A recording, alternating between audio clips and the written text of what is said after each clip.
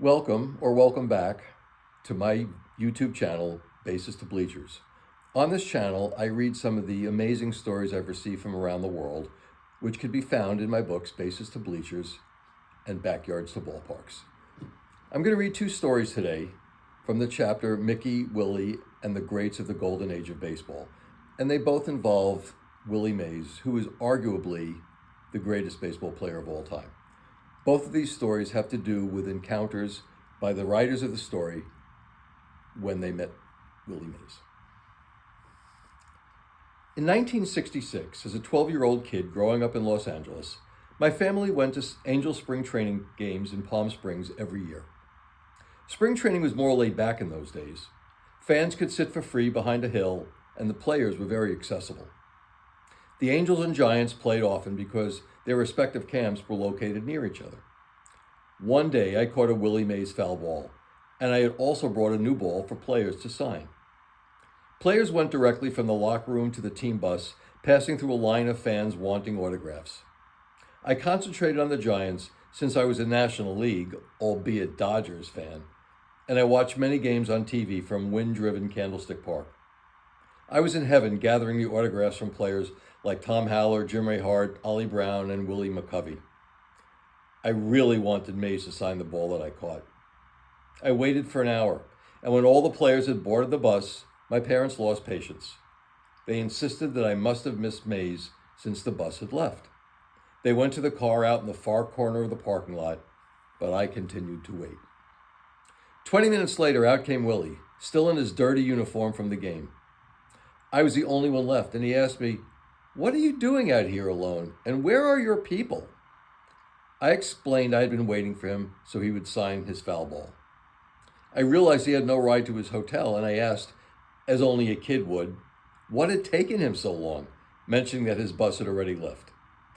He said he moved a bit slower than the rest of the guys. He had interviews, and he enjoyed taking his time and making his own way back to the motel.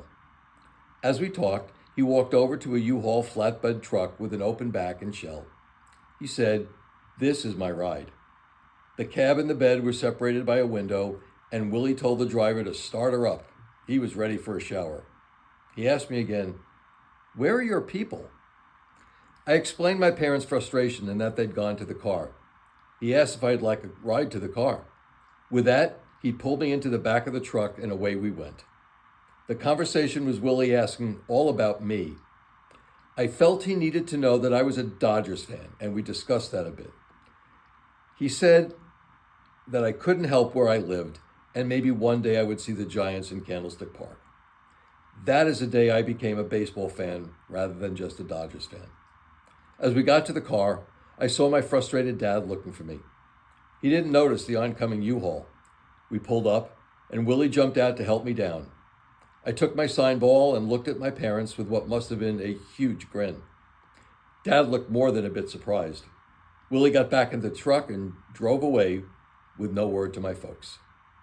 I saved both balls for a year or so until one day we needed a ball for over the line, and we ultimately used them both, hoping, naively, that they wouldn't get dirty. We played on grass, and they were practically ruined. I, of course, regret it to this day. But it has always been my feeling that Willie would understand that the love of playing the game outweighs memorabilia. From what I've learned about Willie, I think he would approve. That story is from Mark Hertz in Penn Valley, California. And I want to read another short one. I was a San Francisco Giants bat boy, working out of the visitors' clubhouse at the Stick.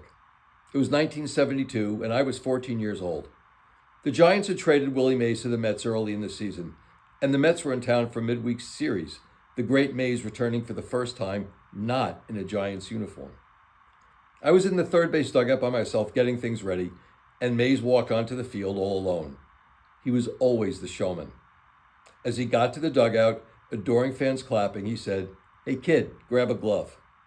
I looked around, but the only glove I could find was an old catcher's glove. Me and my idol, Willie Mays, were soon playing catch in front of thousands of fans. I told myself, whatever you do, don't drop the ball or make a bad throw. I will tell this to my grandchildren someday, me and Willie Mays. And that's from Carl Alioto in Walnut Creek, California. You can find a description of these stories and where to find them in my books down below.